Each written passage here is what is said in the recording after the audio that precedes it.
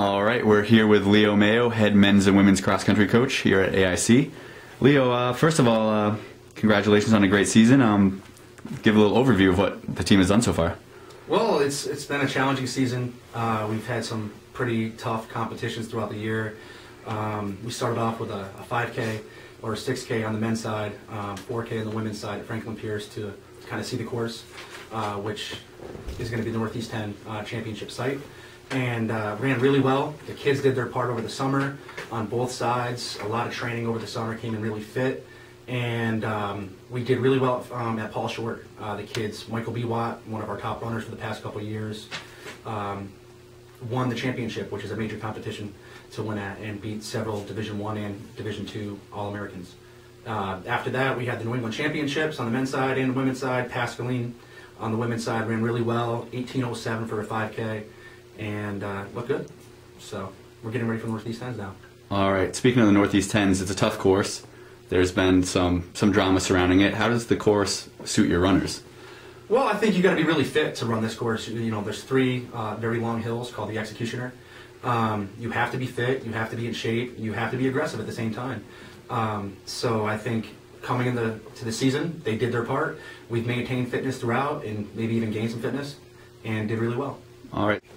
Disadvantages to the course that might hurt all the runners in the field? I think the footing maybe, depending on the weather up in New Hampshire this week. I know it's rained a little bit here.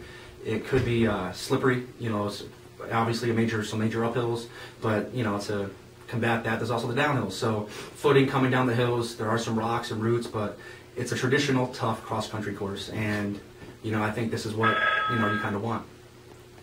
How do you think? What might some of the advantages your team have on the course?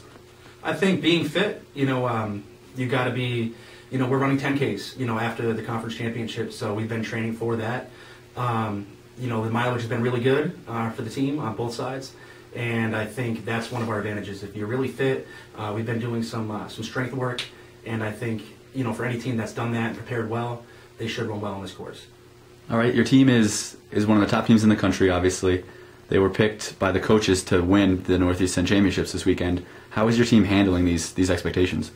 Well, I think, the student athletes, the seniors on this team, they've been here for 3 or 4 years. We have a few transfers on the team, but they came in with those expectations. They prepared to meet those expectations, and I think being prepared for anything is a good sign for us, and I expect them to win as well. Okay. Who's the biggest competition out there this weekend? I think Franklin Pierce looks really strong. A team that, in the future, if not this year, is going to make a splash is going to be Merrimack. They have a few young runners running really well.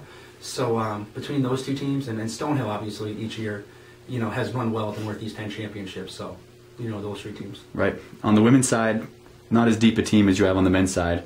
What are your expectations for them as a whole? I think we could be a top 10 team. Obviously, we've had some injuries this year, losing our #1 runner from last year, not being able to run with us this year, has hurt us. But Pascaline's running better than ever. I expect her to compete for a Northeast 10 title, and obviously being an All-American for nationals. All right, and some final notes. Looking forward, regionals, and then you got nationals a month after that. So what are you looking forward to in the next month? Well, I think, with the expectations that we talked about, I think the seniors on this team have the highest expectations for the team. They keep communicating that to me and to the team themselves, holding themselves accountable, at practice, to work hard, and to win a regional title, to go and be a top 10 team at nationals. I think a few of the kids have been to nationals in the past, so they know what it's like to be there, and they're hungry. The kids are really working hard. Pascaline, she's set some really high expectations for herself. Coming back from last year's performance and really trying to be a competitor at the national level. So, all right, and with nationals being a month from now, really, and maybe a few weeks later than normal, how has that changed your training for these guys? It's been tough. We've had to prolong the training program. It's keeping kids healthy, with also increasing the intensity. As the bigger meets come up, it's championship time.